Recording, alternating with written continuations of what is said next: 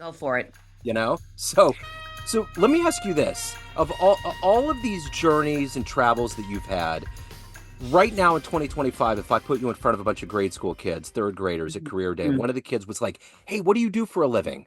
How do you answer them? Oh boy, you oh my gosh, that is really hard because it really depends on what I'm working on in the moment. Yeah.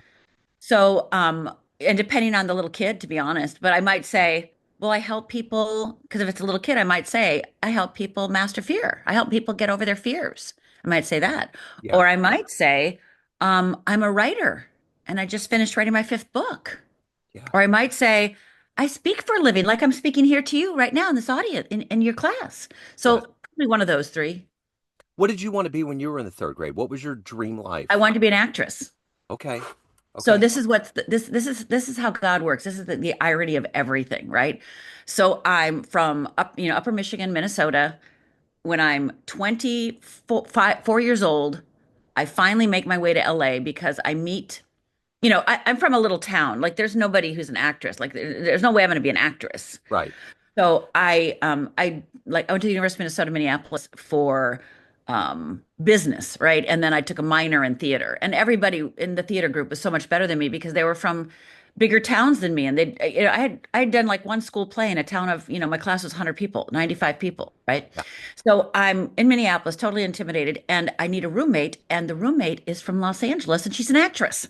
Wow. So I'm like, oh, please, yes, move in, please, please move in. And so I had her move in. And when she was moving back to LA, I said, I have to go. If I do not go, I will marry my college boyfriend and live in Minneapolis. And again, I would have had a nice life. Sure. He has a beautiful life. We're friends on Facebook. He's got a beautiful life, beautiful, beautiful life. I would have had a beautiful life. But I was like, I have to leave and I have to leave now. So Yeah. ended up coming to LA and was frozen. So this is fascinating. Here I am, 24, wanting to do my dream, and 24 is late to become an actress. Yeah. And I did not do anything for 2 years because I was frozen in fear. Wow. Yeah. So I didn't know what to do.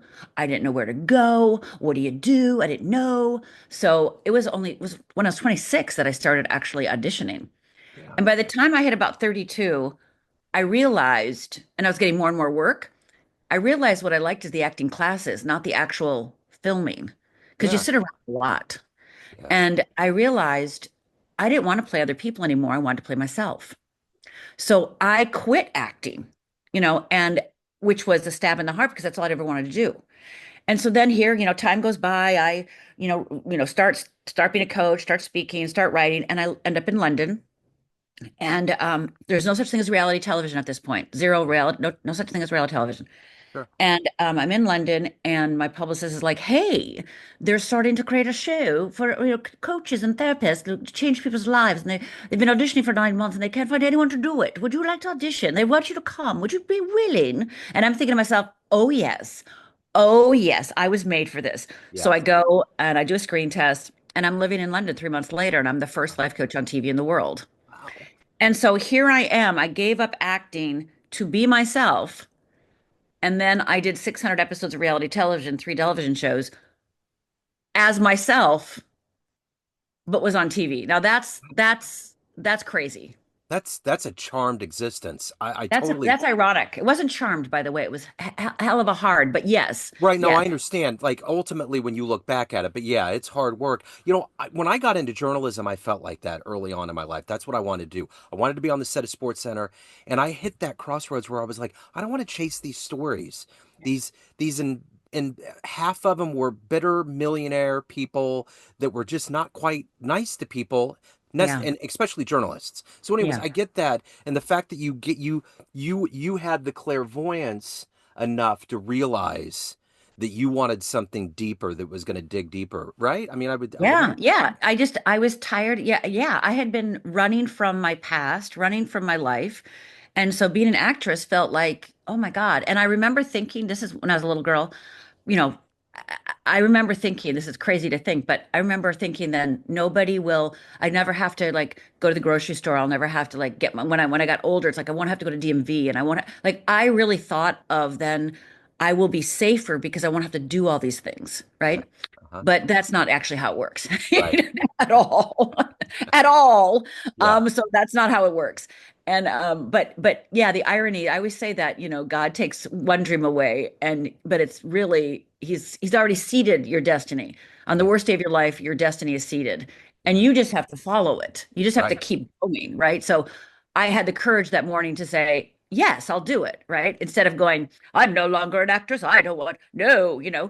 And no, I said yes. And back in the day, um, when I was first starting my business, starting life coaching, I said yes to everything because I didn't know first of all, nobody knew what life coaching was. Sure. So, so I was just a big yes, speak somewhere, yes. I finally wrote my book, yes. And then I went on tour and yeah. So then, yes, it was amazing. I've done a lot of amazing things. So how did this girl from a small town fetch such a big dream to become an actress and to do everything that you have done to move to LA? What were those foundational seeds early in your life that were planted that have evolved into this life that you've led? That's an excellent question. And I think it's what happened and what I didn't have that made me come towards this dream. Yeah. My parents died when I was young, and they died a horrific death. And just briefly, quickly, I was 14 years old, grew up in that little tiny town in Upper Michigan, Yeah. and my parents were separating. My father was moved out of the house. He was coming over. It was Father's Day. He comes to the house. Come on, let's go. My sisters are in the bathroom. My mom's putting on her beehive hairdo, fluffing it up, putting on her blue eyeshadow, rose-colored lipstick. Me and my dad and my mom start walking out. My two sisters are in the bathroom fighting it out. My dad's going, come on, let's go. My sisters are still in the bathroom. And me and my mom and dad start walking out. And it starts raining. My dad goes, well, I have to get my car from the coat, his tan Naugahyde leisure suit coat, by the way, which was really cool back in the day, right? Sure. And so he opens his trunk to get his coat, and I noticed out of the corner of my eye, he didn't grab a coat, but he grabbed a gun. And he starts yelling at my mother, you made me do this, you made me do this, and he fires. And I start screaming, Dad, what are you doing? What are you doing? Dad, stop. What are you doing? And he cocks the gun a second time, points it at me. And I absolutely believe I was next. And so he looked at me over the barrel of the gun. I blink, he blinks, I blink, I blink. It's like the world stopped, right? The world stopped. He didn't breathe, Sure. I didn't breathe. We just stared at each other. And my mother already had one bullet in her, looked up and saw me and that gun in my face and screamed, no, don't. And then my father, realizing my mother's still alive, took that bullet intended for me and shot my mother a second time. And that second bullet went through my mother's abdomen, out her back, landed in the car horn. And for the next 20 minutes, all I heard was, eh. And then my father cocked the gun again, put it to his temple, and fired. So in a matter of 2 minutes, I witnessed the murder of my mother and the suicide of my father. And in that moment, when I said earlier, your destiny seed is planted on the worst day of your life. Absolutely. My destiny seed was planted on that day. And I didn't know it. I didn't know it, of course. And so from that moment, for the next 20 years I lived two lives. I lived an outside life, right? I got a full ride to college. By the way, lost that the first year because I was too, like, I found alcohol, Yeah. right? And I started drinking in college. And so over the years, I became an alcoholic, got 3 DUIs, tried to kill myself 3 times. And it was my third suicide attempt. I'm living in LA by this point, and I realized that I have to start over. Like I can during those years, by the way, did therapy and I did workshops and I read books. I was a self-help junkie. I was going to be a minister when I was 13. So I was really into kind of, fixing myself, right? Mm. But everything that I did to help myself to get through that didn't change how I fundamentally felt about myself, right? It gave me tools, it gave me awarenesses, it gave me like, oh, and acting was incredibly helpful because it allowed me to feel because I didn't Sure. feel for years. Yeah. But I didn't know, I still had that feeling that there was something wrong with me. Right. So, how I came to be what I do today, is a leap, but I was who I am today is a function of that moment that my father killed my mother and killed himself. Yeah. It caused me to run and, like I said, try to kill myself. become a self-help junkie, do everything I can to save myself, and that dichotomy, that paradox of me living two lives. And then finally, when I, kind of got the message, now by this time I'd become sober and I was going to, I went to a little PR agency and I was working at a client who's one of the first life coaches. And he would say to me all the time, "Oh, you're going to be a great life coach." I'm like, "I'm not, no, did you forget? Suicide attempts, DUIs, father killed mother. I don't think so. Nobody wants to listen to me." And I really believed that, by the way. I 100% believed that who would ever listen to me and how could I ever tell anybody anything because of my past? And Yeah. I really, really believed that. Yeah. And I was going to, but again, I was still, into supporting myself. So this because I just quit acting, et cetera, et cetera. So I was going to school to become a spiritual practitioner, but knew that I could never actually do it. I was just going for my own, edification. Like I wasn't going for me. I Yeah. wasn't going to help people because no one would listen to me. Right. So he was just going, "You're going to be a great life coach." And I was like, "You're a crazy person. You're a nutso." Yeah. And then I'm going to tell you a nutty story that I've just started sharing. I didn't, I literally haven't shared this story for most of the 30 years I've been doing what I do today. And, um, and I'm at his place, and, he's at the board writing, and I'm sitting there, we're brainstorming, his business, and I'm like giving ideas, and he's giving ideas, and we're like, and all of a sudden, woo woo moment coming now, woo woo alert, is the sky opens up, cloud comes out, book is on it, book comes out, goes like this, shuts and goes back into the cloud and goes back into the ceiling. Wow. Yeah, wow is right. And I said, it downloaded a message. And I thought the message couldn't be for me. I literally turned around because again, remember, it can't be me. Yeah. I Right. can't do, I can't do this. Sure. So I turned around. It was like, who came in? Nobody came in. So I Yeah. look over at Paul, who's, my client, and he's still talking away. And I'm like, he's not paying attention. That can't be for me. Yeah. And so the next day, thank God, I had a meeting with because it was a spiritual program, I was going to meet my minister. So I met my minister. I was like, this thing happened and this weird thing happened.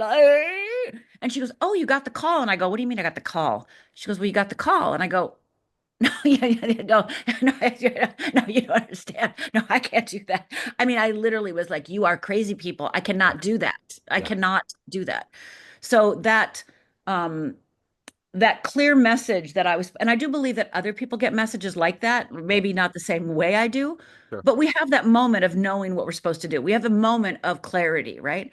Yeah. And then we fog that clarity up because of our own fears, of our Sure. own concerns, our past, thinking we don't deserve it, we haven't earned it, A, B, C, D, E. So it took me many months to actually surrender, to even contemplate to do what I do today. But when I did, then it's like the ball started rolling, so to speak, right? I was one of the first life coaches in the world. I started having, I mean, it just all unfolded because once I listened to spirit, source, universe, energy, light, whatever you want to call it, in that moment, because it was so unknown, I had no other choice, Sure. right? I didn't know any other way to do it except to listen. So Yeah. then I listened, which then had me write my first book, which then had me go to London, which had me say yes to the TV show, which then made me write my next book, right? So it's all unfolded like that. Isn't that all about just slowing down almost to the level of meditation so you can grab that? And I don't mean Yeah, meditation. I'm yeah, just saying you got to yeah. quiet the noise and then you're going to be able That's to right. follow your intuition.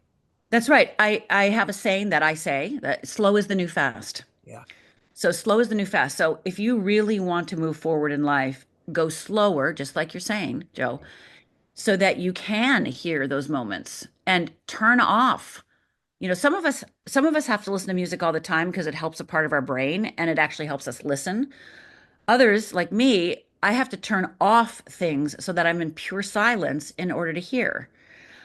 So, if you're somebody who needs some silence, make sure that you get silence, whether it's just walking around the house, washing the dishes, or taking a walk. And if you're someone who needs that music, great.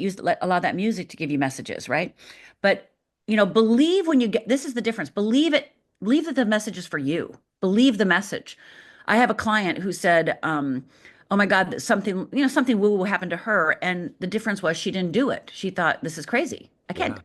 Right? So I think many of us have heard with a clear have a clear moment and hear something with such clarity. And then we go, no, that just like I did. No, that can't be. No, that can't be for me. Yeah. Now the difference was is that I actually told somebody, and I told somebody who I was in school, who was one of my teachers, who basically, kept shepherding me into having the courage to do it. But it took me many months and a lot of a lot of her support. Because again, I didn't tell anybody, and Yeah. I didn't tell this story until just this past year to anybody. Wow. That's amazing. Yeah. So being a life coach, Yes. you're in a role of helping people. And people don't think about the coach getting these revelations, getting these Yes. revelatory pieces over the years. What have you ultimately learned about who you are? Any breakthroughs that you have learned just because you've done what you've done? What's happened along those lines? Humanity and being human is the greatest gift that we have, right? So I believe that there is, I believe that I coach and I live at the intersection of human reality and spiritual truth. Yeah, And my job and what I believe I'm here to do is support people in understanding how to live in the paradox of both of those things. And I may never talk about spirit, God, universe ever. And I may talk to you for you might be my client for 2 years, and I may never bring that up. Or if you bring it up, we might talk about it a lot, right? yeah, But I believe that my humanity is my greatest gift, and my willingness to feel and my willingness to admit and my willingness to be vulnerable. Um, that is my charge. That's my job. And I don't mean like that's my job. It means that's the hardest thing of all to do. And where I constantly am growing myself is how open, vulnerable, uh, sharing, saying things. That's one of the reasons why I'm sharing that story now, sure. is, you know, how much of an open book can you be? Yeah, yeah, And I think that I think that's my job, period, you yeah, know. And then I think what happens is because I am that way, because I work at it, because all the time things are coming up for me, hmm, right? And I think then people trust me because I'm not afraid to tell you that, you know, I had a bad day, right? I'm not afraid to tell you ABC. I'm not afraid to say to you that I was suicidal. I'm not afraid to tell you that I was an alcoholic. I wasn't afraid to tell you. I'm not afraid to tell you that I went through a dark night just 10 years ago. I'm not afraid to tell you these things yeah, because I believe that we all do these things. yeah, And people aren't talking about it, right, right? You only hear self-help people going, "Come on, you can do it." It's like, yeah, sometimes you got to sit down. yeah, Sometimes you got to sit down. And you know what? Some days, you know what? You're not going to be like, "Yeah, I can do it." No, nuh-uh. Today you can't do it. yeah. And so it's the whole of human existence, the whole of humanity, the whole of our human reality that we must embrace. Yeah. And it is I do it through words, you do it through art, you do it through what you do, right? So um this is how we bring humanity to the forefront and allow people to be more themselves. So you're helping people get over fears. Inherently, you're helping them get to a point where they take a risk and they get to a different place in their life. When you look back on the arc of your life, what's the biggest risk that you've ever taken? Well, I say there's three big risks. One is moving to Los Angeles. Sure. I didn't know anybody.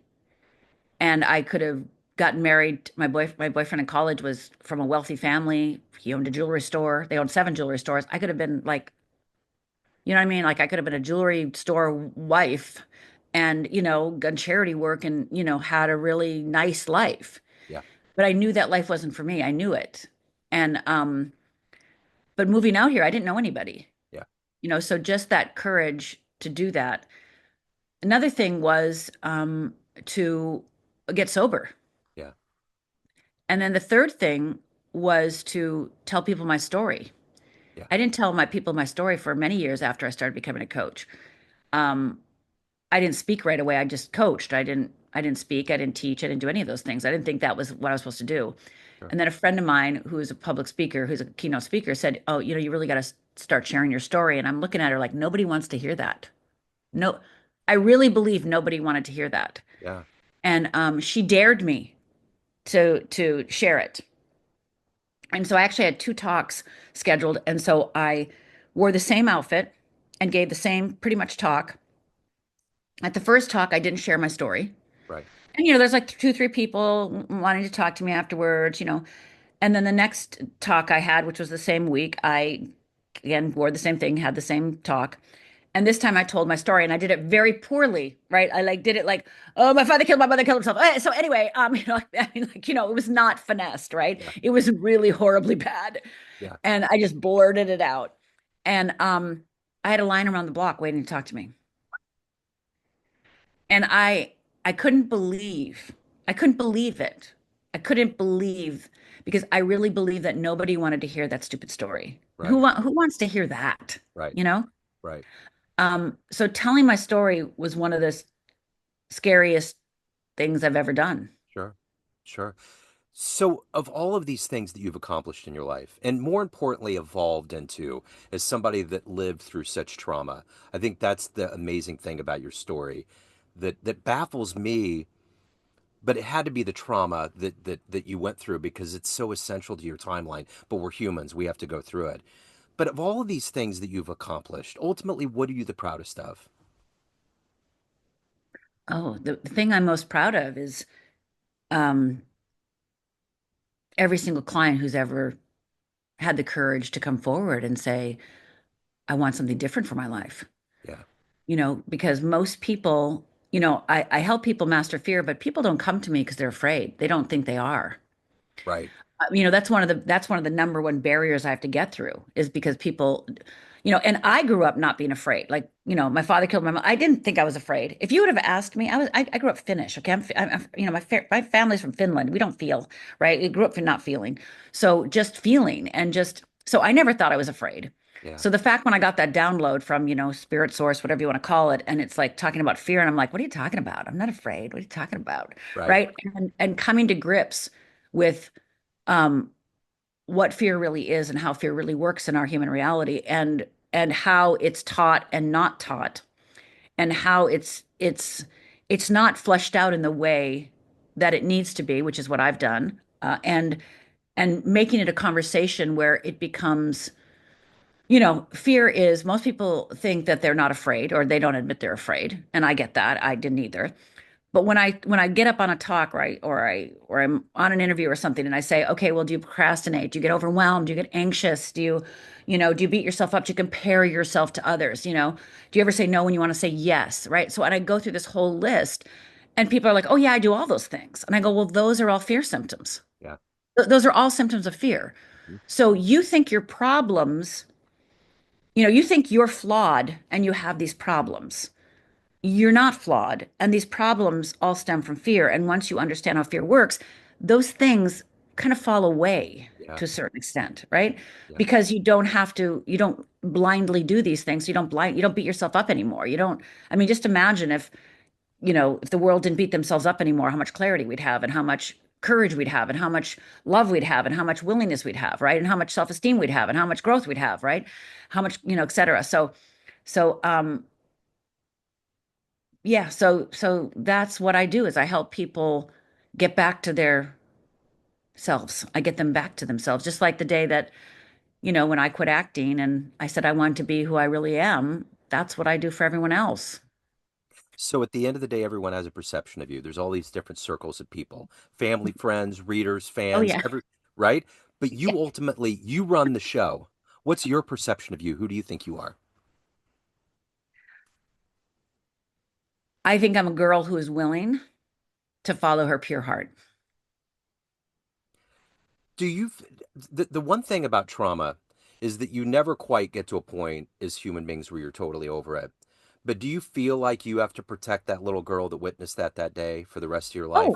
Oh, Or, for sure, for sure. I mean, this is the thing when I think about that girl. When I think about the girl that's 14 who witnessed that, when I think about the girl 17 who started drinking, when I think about the girl who is, 24 committing suicide, right? When I think about all those me's, I just am so proud of her. Yeah, I for, just love her so much. for sure. And like, how did she get through that? Right? Like, how did I get, how did she get through that? How did that 14-year-old get through that? How did that 24-year-old get through that first suicide attempt? How did that 27-year-old decide to stop drinking? Like, and life was not sweet, right? Like, it was like hard and, cruel and I had low self-esteem, but I pretended I had everything. Like, oh, I'm fine, I'm fine. Like, nobody thought there was anything wrong with me, per se, because I'm a straight A student. Like I present really well, right? And so the willingness for me to get to my own underbelly of who I am and just to tell the truth about me, um, I'm just really proud of that girl Yeah, at every age that she got me here. as you should be. If anyone out there wants to delve into your world, all of the plethora of things going on, where's the best place to go? Fearlessliving.org, and I'll give your listeners a free little gift, which is one of my very favorite courses, one of my clients. Fearlessliving.org/risk, RISK, fearlessliving.org/risk, RISK. Go there and download the free gift and go and take a course on how to cure procrastination. I love it. I'll put it in the show notes. Rhonda, this has been an honor and a pleasure. Thank you so much for taking a minute out today. An amazing story. I appreciate it. Thank you. Be fearless. Yes, absolutely.